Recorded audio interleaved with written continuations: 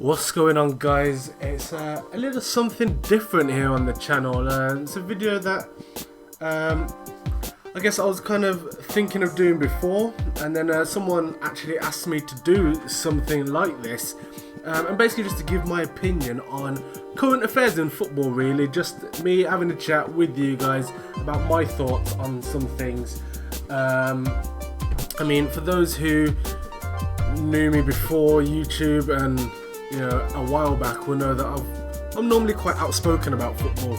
Some of my shouts are right. I like to think most of them are right, and some of them are either wildly disagreed with or just turn out to be wrong.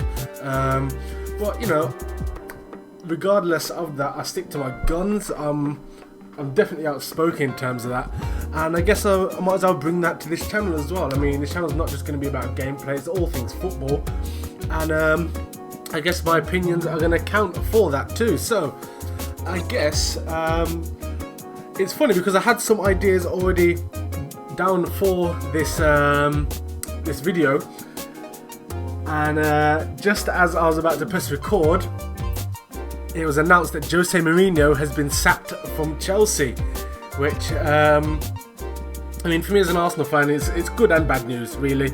I'm not going to lie, I would have liked him to stay there a bit longer and continue running the club into the ground. But I also don't like the guy, so to see the back of him is also quite pleasant. But all bias aside, we've got to ask ourselves the real question here, and that is, what on earth went wrong? Because last season, Chelsea... they didn't necessarily, I wouldn't say they completely ran away with the league, but it was moderately comfortable for them, and they looked like they were going to win the league for a while. They were definitely, standout performers, very good side, and obviously Mourinho knows how to win trophies. There's no two ways about that. But this season, it seems like a completely different team. And I mean, I'm going to talk about where I think things went wrong, and you can tell me otherwise if you believe so. Just let me know in the comments, and I'll reply to as many comments as I possibly can. But for me, the turning point in the season was the Eva Canero incident. Now, people are going to think, what are you on about? How can him having to go at a physio change Chelsea's season? And I think that was kind of just the surface of it. The deeper underlying problem was that essentially he put Eden Hazard's physical safety as second priority. Now, as a footballer and as any kind of employee for any company, the main thing you want, firstly, is obviously to pick up your wage. That's, whether you're a footballer or not, you've got bills to pay. But you want to feel valued by your employer. It's common sense in whatever field you've been in. I mean, playing football, being web developer, graphic designer, every job I've worked in, I'm always happiest when I feel valued either by my clients or my employer. It's just common sense. You want to work harder. You're happier to play. You're in better spirits with the people around you. It just makes common sense. Now, with what Jose did, bearing in mind physios, while they're employed by the club, they don't follow the rules set by the club. They're governed by a higher body. Now, if an injury occurs on the pitch and the physios are ushered on, they have to take to the field immediately. If the referee calls the physios on, they've got to make it's the rules from their governing body that they have to make, an immediate effort to get on the pitch and deal with the injury. Now, that's purely for the safety of the footballer. That's what it's all about. And Jose saw that and said that, he's come out afterwards and said, she doesn't understand the game. And he was looking at it from a tactical point of view, and obviously that's his job. Tactically, he wanted to keep as many players on the pitch for as long as possible. And obviously, if a player isn't, going to get stretchered off, then, the physio going on the pitch and dealing with them means they have to come off the pitch for the next phase of play. And Jose obviously didn't want that. He he saw it that, Hazard would have been fine, kind of, oh, it's just a flesh wound, or it's just, a little scratch, it's a bump, he'll get on with it. Now, that may be his point of view, but obviously you've got to take the utmost precautions with footballers. Obviously, they're worth a lot of money to the club. And not only that, footballers' careers are very, very short, and an injury, if not treated properly, can end your career instantly. And obviously, Hazard will be well aware of that. Physios are well aware of that. And Mourinho's also well aware of it, but Mourinho didn't seem to care about that. And I believe at that point, he lost the dressing room. There's been a lot of talk about has Mourinho lost the dressing room. A lot of people say no, of course not. I think he did. I think that a lot of players lost a lot of respect for him over that incident, just from the fact that for the sake of keeping an extra man on the pitch, he was willing to disregard a potential injury to one of his key players, and a player that's very popular among the Chelsea players and the fans. I think at that point, his players lost respect for him, and I mean, at any level, when players don't respect the manager, you don't get results, and that's what's happened. And I mean, you look at Chelsea and some of the performances, you've got to look and, if you didn't know any better, you'd think they were throwing games. And I definitely, I'm going to say this right now, I don't think they were throwing games at all. But I definitely don't think they were playing at 100%. And, in the Premier League, at least, it's a very competitive league. Every team can beat every team on their day. I mean, have a look at the table. Leicester are top. Leicester. A team who, were looking at getting relegated last season and now top of the table. And, it's all down to the fact that, they've got a manager that they respect and they're willing to fight for the cause. At the other end of the table, towards the bottom, you've got Chelsea in 16th place and, nobody wants to fight for it. You can see the fight is gone. The quality is still there. Chelsea's still got fantastic footballers and, fantastic individuals, but that team element's gone because they don't respect the manager. And you just know what it's going to be like. He's going to be talking in the dressing room and, whether obviously or not obviously, players are going to be rolling their eyes. Players are just going to be like, yeah, whatever, shut up, can we get on the pitch? And it's gone. That when a manager loses the dressing room, you lose the game. It's that simple. If you don't have the dressing room sorted out before a match, you're not going to win that game, especially not in the Premier League, where every team is out trying to get every result out of every game. No team rolls over in the Premier League. It just doesn't happen, other than maybe Aston Villa at the moment. And even them, they're just underperforming right now. And to be fair, they've got a pretty bad squad.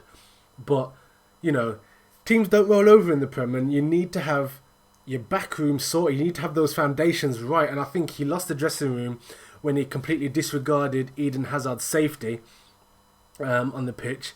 And, when he completely disrespected a member of the backroom staff that the players all on very good terms with as well. I mean, it was no secret that Eva Carneiro, if I pronounced her name correctly, it was no secret that she was very popular among all the staff at Chelsea. And, a lot of people got behind her, fans, staff, people from other clubs,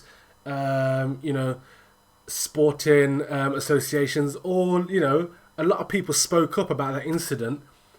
And, it was clear that Jose was in the wrong.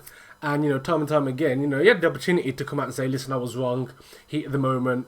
From a tactical standpoint, I wanted people on the pitch. And people would have said, all right, cool, you're a knob, but we understand. We understand where you're coming from. He didn't do that. He stuck to his guns, I guess. But, he refused to admit that it was wrong. And I think at that point, he lost the dressing room. Oh, fantastic time for the dog to bark. But yeah, so as you see, Jose is now gone. And it's interesting to see who is going to come in next, because there's a real shortage of top quality managers that are available right now. I think if there were managers available, a lot of managers available, I think Jose would have been sacked sooner. And I don't think Rafa Benitez would still be at Real Madrid either. I think the manager shortage has kind of kept them in a job a little bit longer than would normally have happened. I think Liverpool did well by being proactive and sacking Brendan Rodgers and getting Klopp in, or they could, because right now, if he was available, Chelsea would I mean, Jose's just been announced as being sacked at the time of me recording this. It's just gone 4:30 now, and it was announced less than an hour ago, to my knowledge, and I can guarantee that if Klopp was available, he'd be announced by 5, or at least they would have wrapped that up by 5 and be announcing it tomorrow. So Liverpool have done well by getting their man straight away. I really don't even want to hazard a guess at who's going to be next in that hot seat, because I mean, Van Gaal is probably going to be the next one to get sacked, either him or Benitez. Benitez and Mourinho are the real kind of underperforming managers of the moment, shall we say. And I'll get on to Van Gaal next, because he was actually going to be my topic of conversation. But yeah, I really wouldn't want to hazard a guess at who's going to be next. I can't really see anyone of the calibre of Chelsea, being picked. I mean, they're probably going to get an interim manager. There was a really weird rumour that Martin Jol's being lined up as an interim manager. It wouldn't be the weirdest thing to ever happen. I mean, they got Di Matteo in at one point as an interim, and I won them the Champions League. So weirder things have happened, but I think Chelsea, at this point in the season, where they're trying to save their season as well, and really can't afford to be dropping any more points, at all. They're really going to want, a top quality manager, and Chelsea aren't really a club to give an unproven manager a chance, really. I mean, Abramovich has invested a lot of money into that club, over £1 billion since he's joined. And, obviously, when you put that much money in, regardless of how much you've got in the bank, you want a return on that investment. And I think, I genuinely don't know who they can get right now. Looking at the managerial situation in the world right now, pretty much every club has got the man they want. The big managers at big clubs. Guardiola would be most people's shout. If a top manager loses their job, people are going to look straight away and say, we need to get Guardiola in. He's the flavour of the month, and he has been for many, many months, actually. But he's still under contract at Bayern right now. He's saying there's talk that he might leave at the end of this season. I think his contract's up, and I don't think he's going to renew. So Chelsea might get him then. He'll never go to Real Madrid. I mean, he's a Barcelona guy through and through. He's not going to go there. So I think, if anything, he'll go to Chelsea at the end of the season, possibly. But right now, they're in a real pickle, because, I mean, we're still not at the halfway point of the season yet. We're very close, but it's not there yet. And, there's a transfer window coming up, and, Chelsea are going to want to revitalise this squad. But do you trust Chelsea's transfer kitty to somebody unproven or somebody unready? I'm not sure. I really don't know what Chelsea are going to do next. I don't know what's next for Chelsea. I mean, as an Arsenal fan, I'm quite happy to see them struggle. But as a football fan, you do want your best teams performing at their best. It's good for the league. It's good for the fans. And, I mean, I would like to see Chelsea prove me wrong and give, a promising up-and-coming manager a chance. I mean, I'm still really upset that they didn't give Villas-Boas enough time. I think he would have been fantastic for them had he still been at Chelsea. He was given a job to do. They said, we brought you in as a young manager. We've got an aging squad. We want you to, replenish this squad, start to phase the older players out, start to bring younger players in. And he was doing that. And Chelsea were underperforming, but not hugely. They were, hovering around 5th and 6th at the time he was sacked. And in the league, they actually did worse afterwards.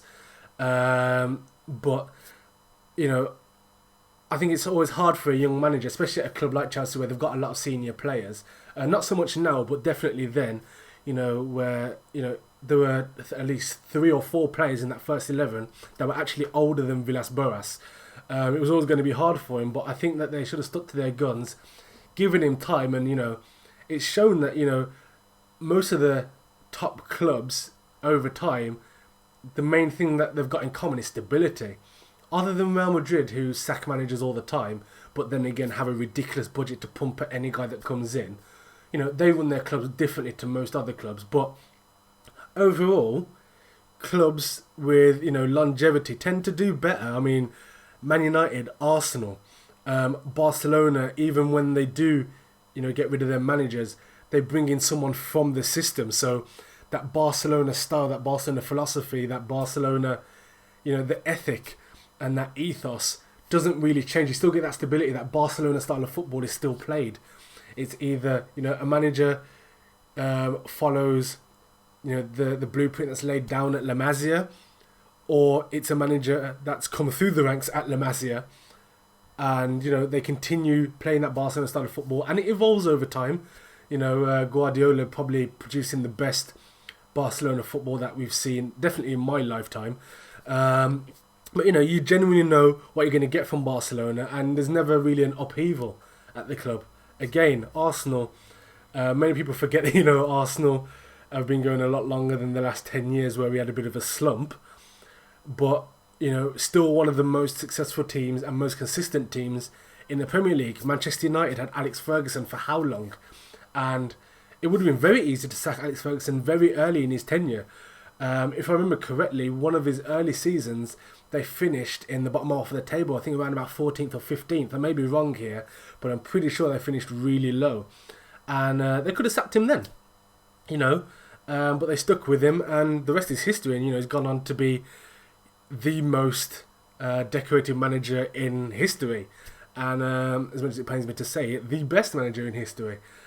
And that's down to giving him time, letting him have his ideas. And on the topic of managerial stability and Manchester United in particular, that brings me on to my next point, which is Louis van Gaal. Is he unlucky, or is he a fraud? And I'm going to be straight out and outspoken. I'm leaning towards fraud, realistically.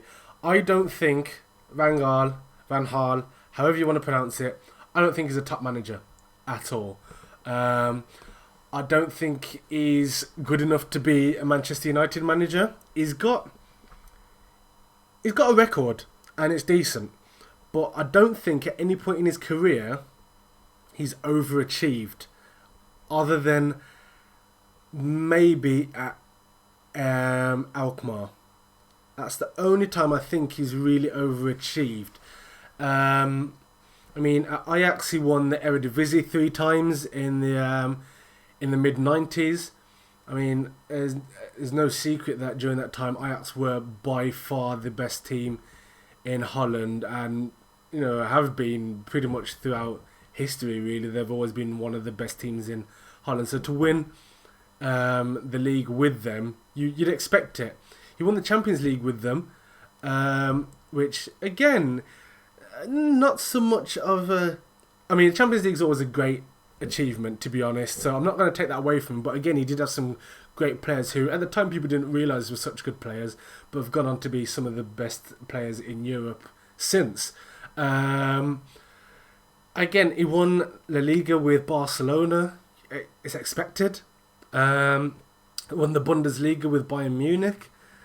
Again, expected. And then he's finished 3rd place with Holland in the World Cup, just gone. And some might say, that Holland team was really bad, or, no one expected anything from the Holland team. I think his result there came down to 2 factors. Number one, a lot of teams underperformed in that World Cup massively.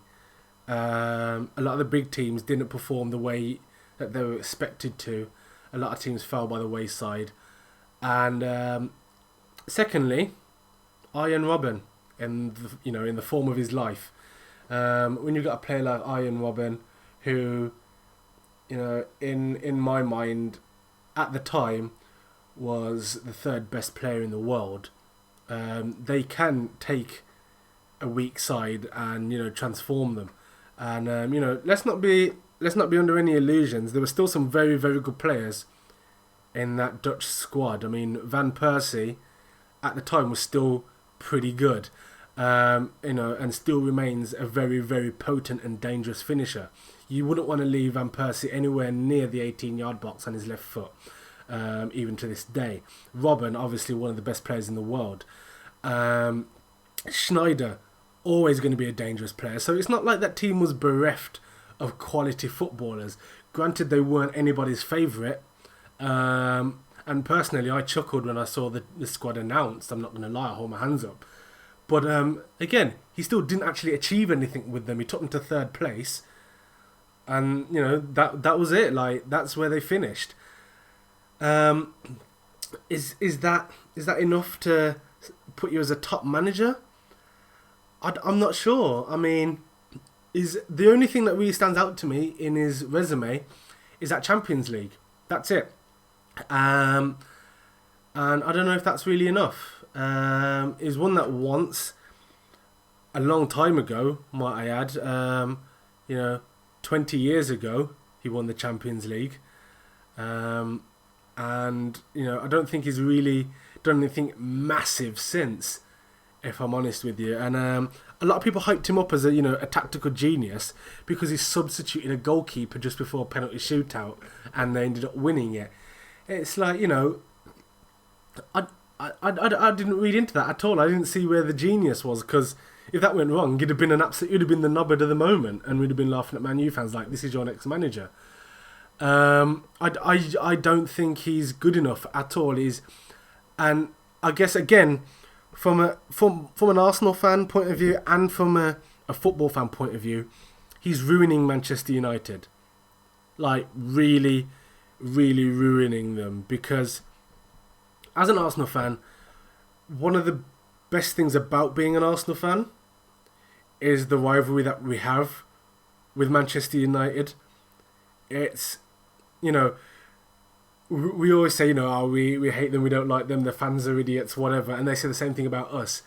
But if you ask any, level-headed fan of either club, their honest opinion, would they want either team to be relegated? They'd say no, because they love the rivalry as much as we do, and it's a big part of the league, and it's what we look forward to. We look forward to the Arsenal Man U games, even when we lose them. It's that rivalry, that back and forth. It's good for football. It's good for the fans. And right now, I mean, it's still funny because it's still fresh, and we're still.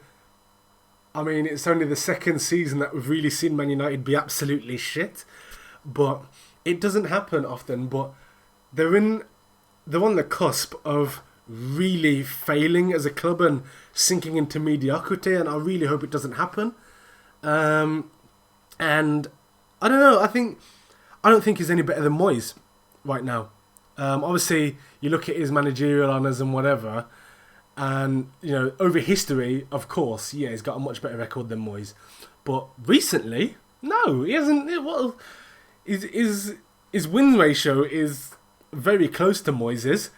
He hasn't won anything, and Moyes wasn't given the time that Van Gaal's being given. Really, I don't know. It's I don't know. I don't think he's good enough. I don't think the results are good enough, and he's not playing the football that we're used to from Manchester United. Manchester United have always been one of the most exciting teams in the league. It's always been, vicious counter-attacking football, high energy, high intensity, high tempo, goals, always. And you're not getting that from this Van Gaal team at all. Like, you're just not. And it's upsetting, because it's what you watch a Man United game, you pay big money to watch Man United games as well, and you're just not getting what you pay for these days.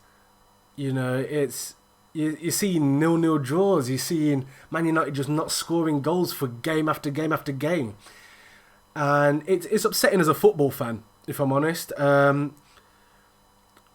mean, yes, there's the Arsenal fan in me that likes seeing Man United struggle a little bit. And of course, for me personally, I'd love to see Man United finish fourth or fifth every season. That would be fantastic because, you know, it's just a little bit of struggle, just keeping them on the edge of mediocrity. Like, that's fun to laugh at when you see them. But at least if they're playing good football or exciting football, yeah, cool. You know, you want to see them lose the odd game or whatever, have a laugh at the fans, cool. But I don't want to see Man U be a shit club.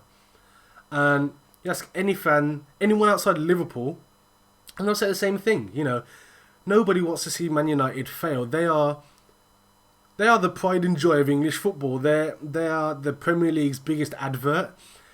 And, you know, when people talk about what leagues are the best, when it comes to the Premier League argument, Man United are the first name that gets brought up. It's like, you know, Manchester United, they've won this, they've won that, they've won that, you know. And I don't want that to ever fall out of the conversation. And again, I don't think he's good enough to hold down this job. I don't think he should... I think he should see the season out, just from a comic point of view. I'd love to see what happens. And also, I'm not a fan of sopping managers midway through a season. I think, you know, the season is just that. You know, you don't play 2 seasons in a year. It's 1 season. You see it out, and if that season doesn't go well, then you sack them towards the end of the season, let the new manager come in the summer and build his squad. Because picking up a squad halfway through a season can't be easy. And I don't think I've ever seen it really go well, other than at the bottom end of the table where someone might be able to, you know, the bottom end of the table where, you know, 3 wins in 10 games can be a big deal. Whereas at the top, you know, that's a problem. You know, I think small teams can afford to sack managers a lot more freely than big teams. But you see that shift starting to change a lot in recent years, sorry. And I'm not a fan of it, really. But I think Van Gaal, I think he should be given the rest of the season to turn it around. And I think there should be a lot of pressure put on him from the board to fob his crappy little philosophy off, because his philosophy isn't something that anybody at Manchester United is happy about. It's to the club's detriment. I think people higher up at the club need to talk to him and say, listen, this is Manchester United. We play attractive, attacking, entertaining football. You need to do that, or you're off at the end of the season. I think, you know, I mean, Ferguson's still involved at the back of the club, and I think he should be having a word, because obviously it's a club that he holds dear to his heart as well. I think a lot of the coaching staff need to have a word in his ear and say, listen, yes, you're the manager, but, you know, I've been at this club longer than you have, and this is the way we do things, and, you know, I've got my ear to the ground, and this isn't cool. Like, I genuinely think something needs to be said, because we're at risk, at least in the short term, of seeing a demise of, you know, in the English football's greatest club. We don't want to see that. So, yeah. But yeah, this has gone on a bit longer than I expected. This is a very, very long first video of this sort. But if you've stayed this long, thank you for bearing with me. I'd value your opinions in the comments. Again, I didn't mean for it to go this long, but obviously the Mourinho thing came up. But yeah, let me know in the comments what you think about anything I've said. Who do you think Chelsea's next manager is going to be? And what do you think of Van Gaal? Do you think he's just unlucky at the moment, or do you think that, you know, he's a bit of a fraud and he's not good enough for the job? Let me know your opinions in the comment section below. If you've enjoyed this, hit like. If you want to see more of this, let me know in the comments as well, and give me some suggestions, you know, for what to talk about next. I'd love to, you know, address things that you guys are interested in, and, you know, even teams, you know, outside of, you know, the big sides. If you're a lower league fan, give me some research to do, and yeah. So let me know in the comments below what you thought of this. Give me your opinions, and as always, this has been Shogun FC. You've been fantastic. Take care and peace.